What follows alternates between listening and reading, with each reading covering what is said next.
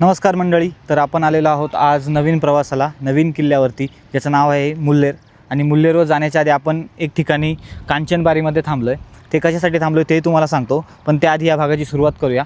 तर मी आहे तुमचा गौरव, सह्याद्रीचा साथी, आणि आपल्या यूट्यूब चॅनलवर तुमचं स्वागत आहे की ज्यामध्ये आपण नवीन नवीन किल्ले फिरत असतो आणि त्यांचा इतिहास तुमच्यापर्यंत घेऊन येत असतो. तर तुम्ही फॉलो नसेल केलं इंस्टाग्रामला तर फॉलो करून घ्या आणि इथे सबस्क्राईब करायला विसरू नका. लाईक लगेच करून टाका आणि पुढे व्हिडिओ बघा. तर व्हिडिओमध्ये पुढे जाण्याच्या अगोदर मी तुम्हाला ह्या जागेचं महत्त्व सांगतो आहे. मी आता उभा आहे त्या कांचनबारीच्या खिंडीमध्ये, ज्या ठिकाणी छत्रपती शिवरायांनी स्वतः हातामध्ये दानपट्टे चढवून आणि चिलखत घालून लढाई लढली होती. जी इतिहासातली अशी पहिली लढाई होती ज्यामध्ये छत्रपती शिवरायांनी गनिमी काव्याचा वापर न करता स्वतः मैदानामध्ये उतरून मैदानी लढाई खेळली होती. आणि ती मैदानी लढाई ह्या ठिकाणी झाली होती. ही आहे आपल्या मागे कांचनबारीची खिंड, ज्यामध्ये ती ऐतिहासिक लढाई झाली होती. आणि तीच ऐतिहासिक लढाई कशामुळे झाली होती तेही तुम्हाला सांगतो. छत्रपती शिवरायांनी 5 ऑक्टोबर 1670 साली सुरत लुटली आणि सुरतेवरून येत असताना छत्रपती शिवराय 16 ऑक्टोबर 1670मध्ये कांचनबारी या ठिकाणी आले. त्यांना असं समजलं की मुघल सरदार शहाजादा मोहज्जम यांनी त्यांच्या मागे सैन्य पाठवले औरंगजेबाच्या सांगण्यावरनं, आणि ते या ठिकाणी येऊन छत्रपती शिवरायांनी तळ ठोकला. त्यांना समजलं होतं की आता जर आपण खजाना घेऊन पुढे गेलो तर आपली हानी होऊ शकते आणि खजानाही मुघल लुटून नेतील. त्यामुळे छत्रपती शिवरायांनी जेवढा खजाना होता तो बैलांच्या आणि घोड्याच्या साह्याने सप्तशृंगी गडाचा जो घाट आहे त्या घाटामार्गे पुढे पाठवून दिला आणि छत्रपती शिवराय स्वतः या ठिकाणी थांबले.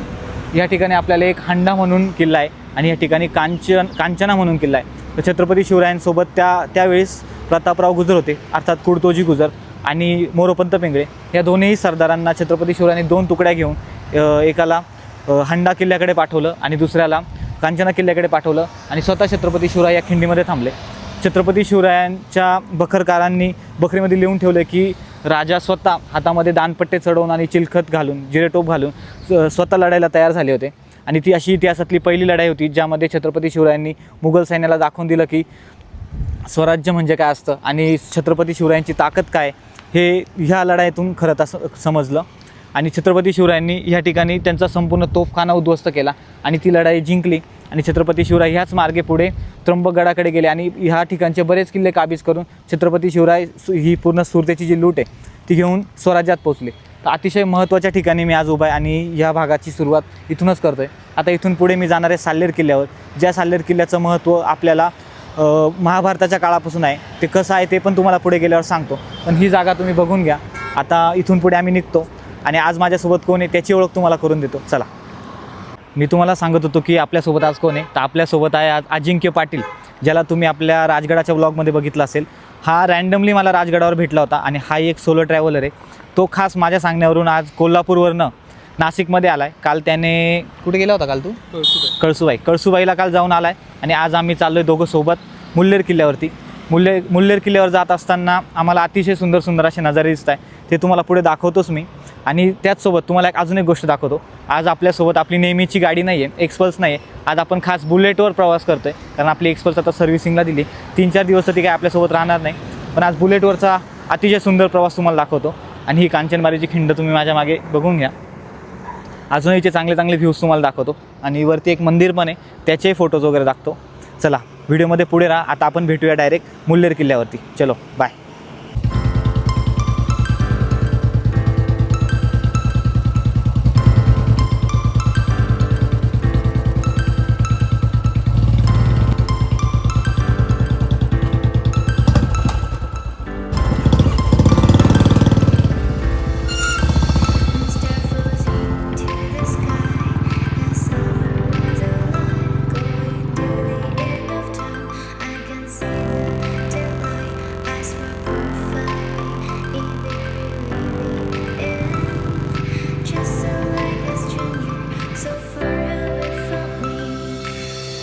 फायनली आपण येऊन पोचलो आहोत मुल्लेर गडाच्या पायथ्याला आणि समोर आपल्याला दिसतोय तो साल्लेरगड. आणि आता इथून अशी पायवाट आहे जी मुल्लेर गडाच्या तटबंदीकडे जाते. तर आपण बघूया किती वेळ लागतोय वरती जायला. ते वरती आपल्याला सगळ्यात वरती जे टोक दिसतंय तिथे आहे गडाचा महादरवाजा. तो महादरवाजा सर करून आपल्याला पूर्ण तो पठार बघायचं आहे आणि तिथून खाली कोणते कोणते गावं दिसतात तेही तुम्हाला दाखवतो. आणि ह्या ठिकाणी उभं राहून आपल्याला समोर मांगीतुंगीसुद्धा दिसतोय, तोही तुम्हाला वरती जाऊन दाखवतो की कोणता डोंगर आहे मांगीतुंगीचा. आत्ता येता येता बराचसा पाऊस लागला, त्याच्यामुळे थोडासा उशीर झाला यायला, पण चांगलं वाटतं आहे की खूप दिवसाने पावसाने दर्शन दिलं आहे. आणि फायनली पाऊस पडला आहे. पण आता इथे जरा उन्हाचा तडाखा जास्त आहे. येताना पाऊस लागला, पण इथे पावसाचं वातावरण तर काही दिसत नाही आहे. बघूया आता वरती जाऊन, जर रस्त्यात पाऊस वगैरे लागला तर बघूया. आत्ता आपण जाऊन थोडा वेळ नाश्ता करू आणि नंतर तसंच वरती मार्गक्रमण करू. तुम्हाला गडावर दाखवतो की कोणत्या वास्तू जिवंत आहेत आणि महाभारताच्या काळामध्ये ह्या गडाचं काय महत्त्व होतं आणि कोणत्या राज्याची ही राजधानी होती मुल्हेर किल्ला, तेही कळवतो. चला आता पुढे बघूया, किती उशीर होतो आहे ते समजेलच. तत्पूर्वी आम्ही दोघं आज भाऊ वरती जाणार आहे. आज खूप दिवसांनी मी सोलो ट्रेक नाही करत आहे, माझ्यासोबत दुसरा सोलो ट्रेकर आहे आणि तो खास कोल्हापूरवरून आला आहे, ते तुम्हाला आता मागे सांगितलंच. चला आता वरती जाऊया, चलो. You said you were longing for me, minutes from our story. Baby, don't be so. तर फायनली थोडीशी पायवाट वरती चढून आल्यानंतर आपण येऊन पोचलो आहोत गडाच्या महाद्वारापाशी. आणि गडाच्या महाद्वारावर आल्यानंतर आपल्याला या ठिकाणी 2 शिल्प कोरलेले दिसत आहेत कातळामध्ये. त्यातलं सगळ्यात पहिलं शिल्प आहे ते मारुतीचं आणि दुसरं शिल्प आहे ते गणरायाचं. छत्रपती शिवरायांच्या बऱ्याच किल्ल्यांवर आपल्याला असं मारुतीचं शिल्प आढळतं, ज्यामध्ये मारुती रौद्र रूपामध्ये असतो. प्रामुख्याने हे शिल्प मावळ्यांचं धैर्य वाढवण्यासाठी छत्रपती शिवरायांनी गडांवरती याची स्थापना केली. आणि त्याचबरोबर गणेशाची मूर्ती इथे आहे, पण काळाच्या ओघामध्ये बरीचशी झीज या मूर्त्यांची झाली, त्यामुळे लवकर ओळखू येत नाही. पण आपल्याला त्याबद्दल माहिती होती, त्यामुळे आपण सहज ओळखल्या. त्याचबरोबर तुम्हाला आता मुल्हेर किल्ल्याचा महादरवाजासुद्धा दाखवतो. हे बघा, हा आहे मुल्हेर किल्ल्याचा महादरवाजा.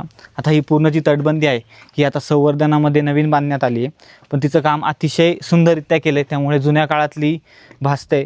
त्याचबरोबर हा महादरवाजा आहे ज्याची पूर्णपणे बांधणी तुटली आहे, पण संवर्धनात लवकर त्याचंही काम होईल. आता आपण असं सरळवरती जाऊ, 1-2 बुरुज दिसत आहे ते तुम्हाला दाखवतो आणि संपूर्ण किल्ला आपण बघूया. चला.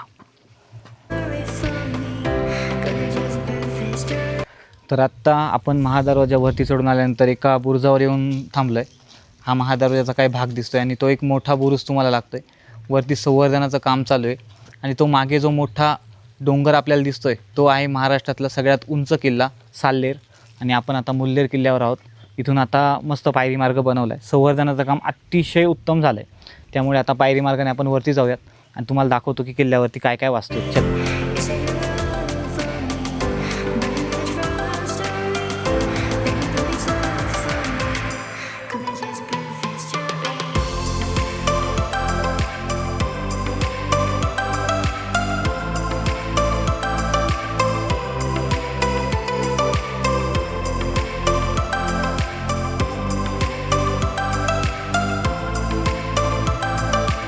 तर दरवाजामधनं आत आल्यानंतर आपल्याला या ठिकाणी असं रामेश्वरम मंदिर दिसतंय, जे ह्या गडावरचं सगळ्यात मुख्य ठिकाण आहे पर्यटकांसाठी, की हा स्थापत्यकलेचा अतिशय उत्तम नमुना आहे आणि फार पुरातन मंदिर या ठिकाणी आहे.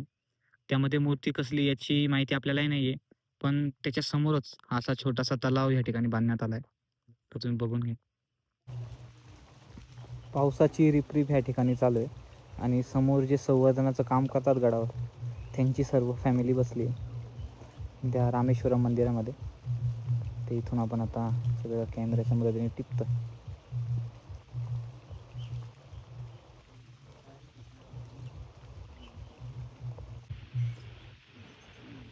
तर असा या ठिकाणी तलाव आहे रामेश्वरम मंदिराच्या समोर आणि त्याच्यासमोर तुम्हाला एक दीपस्तंभ पण दिसतोय. आणि समोर बघा हे रामेश्वरम मंदिर, त्याचा जो माथा आहे किंवा आपण त्याला कळस म्हणू शकतो तो तुटला आहे बऱ्यापैकी, पण मग छान दिसतंय. रामेश्वरम मंदिराच्या अगदी दरवाजाच्या समोरच ही अशी महादेवाची पिंड आपल्याला दिसते आणि त्याचबरोबर अनेक जे तुटलेले अवशेष आहे ते असे मंदिराच्या जवळ असे ठेवलेले आहेत. बऱ्यापैकी जे त्याचे नक्षीकाम होतं ते तुटलं आहे आणि बऱ्यापैकी जे छत होतं ते पण तुटलं आहे, पण हे असं काही नक्षीकाम अजून जिवंत आहे, ते आपण बघू शकतो आल्यावर. तर फायनली आपण आत्ता मंदिरामध्ये आलेलो आहोत. मंदिराचा परिसर दाखवू. तर अशा प्रकारे हा मंदिराचा परिसर आहे संपूर्ण. काही कोनाडे आहेत आणि आतमध्ये गेल्यानंतर एक शंकराची मोठी पिंड आहे आणि त्याचसोबत गणपतीचं शिल्प आहे. ते अतिशय पुरातन वाटतं आहे. चला आपण बघूया. हे मध्ये बघा, हे बघा आतमध्ये आल्यानंतर अशा प्रकारे एकदम विस्तीर्ण अशी पिंड आपल्याला दिसते. अगदी पुरातन पिंड आहे. असे कोनाडे आहेत काही. आणि हे या गडावरचं गणपतीचं शिल्प खूप सुंदर आहे. जे असे शिल्प तुम्ही बघितलेच नसतील गडांवरती, इतकं सुंदर शिल्प आहे या ठिकाणी. आपण आता बाप्पाचं दर्शन घेऊ आणि शंकराच्या पिंडीचं पण दर्शन घेऊ. चला.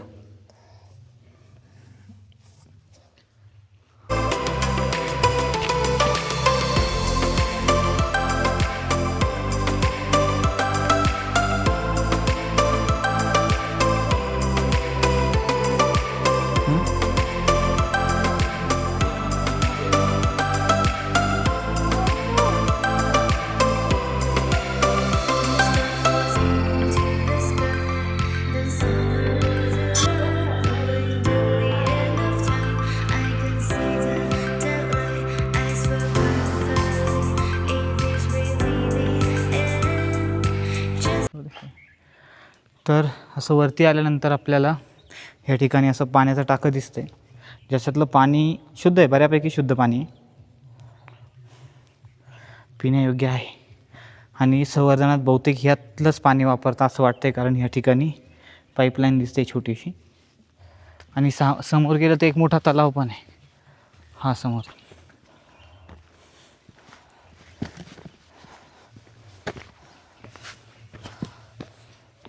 असा मोठा तलाव आहे या ठिकाणी. अशी भिंत आहे दोन्ही टाक्यांच्या मध्ये.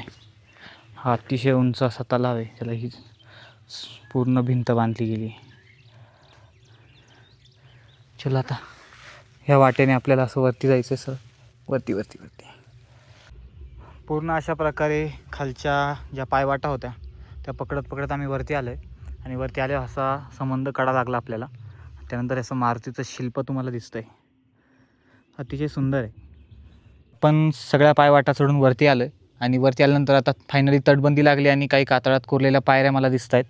त्याचबरोबर तुम्हाला माझ्या मागे वीर हनुमानाचं शिल्प दिसतं आहे, जे पूर्णपणे कातळात कोरलं आहे. आणि मागे तुम्हाला दिसतो आहे तो आपला अर्थातच साल्हेर किल्ला. ही अशी पायवाट आहे. आता अजून आम्हाला तरी अर्धा तास लागणार आहे वरती जायला. तर आता बघूया आपण. चला माझ्या मागे येऊ द्या, तुम्हाला तटबंदी पण मी दाखवतो. ती समोर दिसते, ती बऱ्यापैकी तुटली आहे, पण जुन्या काळातली तटबंदी आपल्याला दिसते. चलो आता वरती जाऊ.